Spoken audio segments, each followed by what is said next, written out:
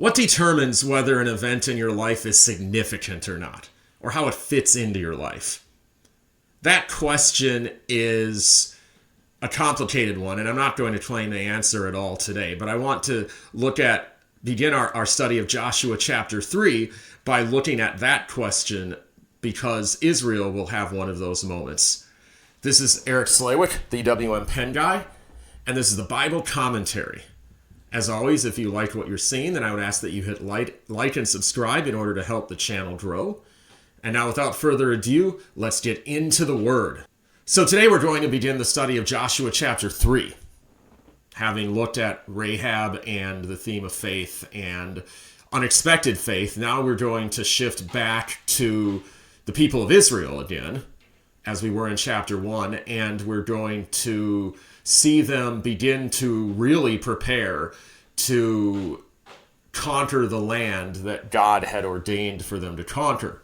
Now, this conquest will begin with a remarkable event, which is not at all well known, in part because it resembles another remarkable event that had occurred in the previous generation of Israel's history, the crossing of the Red Sea.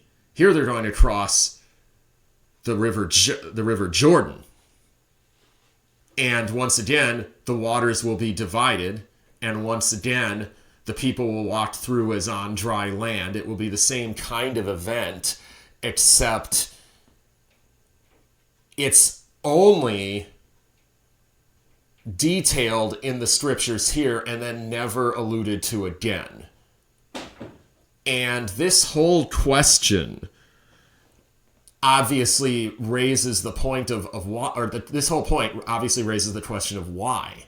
Why is it that one of these was so famous that the both Old and New Testament refer back to it again and again, whereas the other one happens in some detail in Joshua 3 and 4, but then is never referred to again?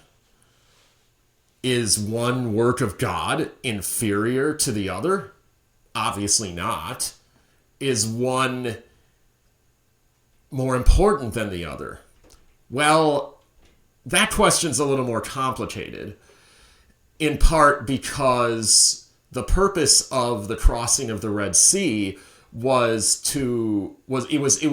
Israel's coming of age, essentially. It was their birth as a free people, or a people that were supposed to be free. And then it's used throughout the rest of the Bible as an image of what deliverance from bondage and sin looks like, and the power of God. So, in a sense, it's the nature of the miracle the first time that guaranteed that it would be more prominent. Whereas this second miracle is kind of a subcategory. It's certainly a powerful allegory, as we'll see, for a few different kinds of things, but not salvation.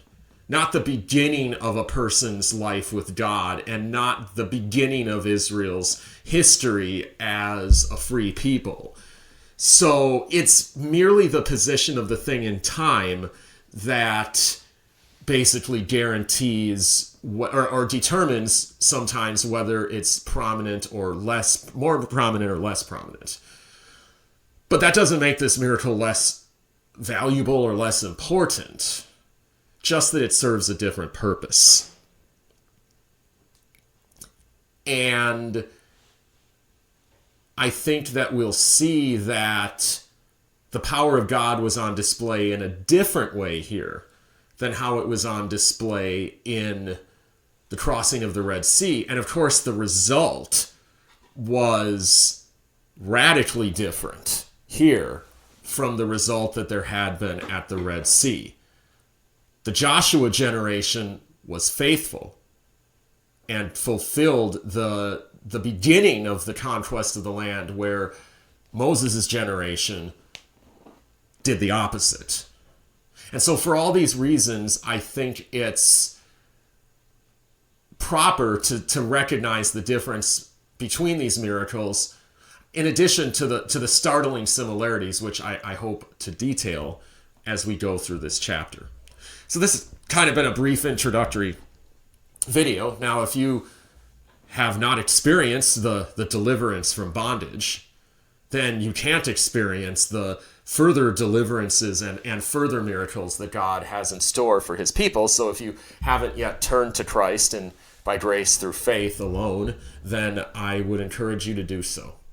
And so until next time, this is Eric Slawick, the UWM Penn Guy, and this has been a brief edition of the Bible Commentary.